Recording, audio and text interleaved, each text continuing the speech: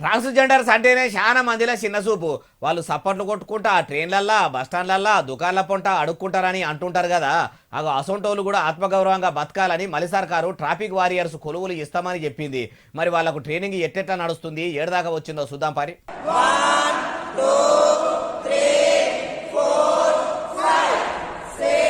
చూసినరా 1 2 3 4 5 అనుకుంటా ఎట్లా ట్రైనింగ్ తీసుకుంటుర్రో.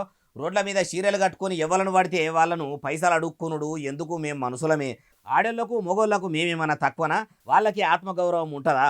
మాకు కూడా ఆత్మాభిమానం ఉన్నదని రూబడిచ్చేందుకు ట్రాఫిక్ పోలీసు బట్టలు వేసుకొని వారియర్స్గా ఎంత మంచిగా కనిపిస్తున్నారో చూడుండ్రి. పబ్లిక్ల పైసలు అడుక్కొని ఎందుకు పరువు ఓడగొట్టుకునుడు? మాకు కూడా పని చేయ శాతగాకనా? మేము ఆడోళ్ళు మొగోళ్ళ లెక్క అన్ని రంగాల పనులు చేసి వాళ్ళతోని సర్దాటుగా బతుకుతాము.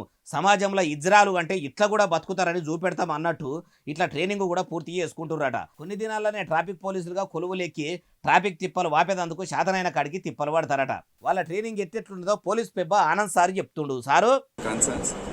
We have understood that some of the concerns are very genuine.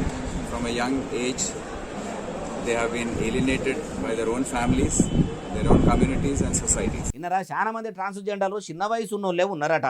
సర్కారు చేస్తున్న పనికి వాళ్ళ ఇంటోళ్ళు కూడా వారియర్స్ అయినందుకు అందరు కూడా ఆనందపడుతున్నారట. ఈ సమాజం కూడా వాళ్ళను చిన్న చూపు చూసుడు బంధు అవుతుందన్న తరీకలు అనుకొచ్చిండు. చూడాలి మరి ట్రాఫిక్ తండ్లాట వాపుట్ల ట్రాన్స్జెండర్లు ఏ పాటి ఫలితానం చూపెడతారో అంటుర్రు ఈ ముచ్చటిన్నోళ్ళు.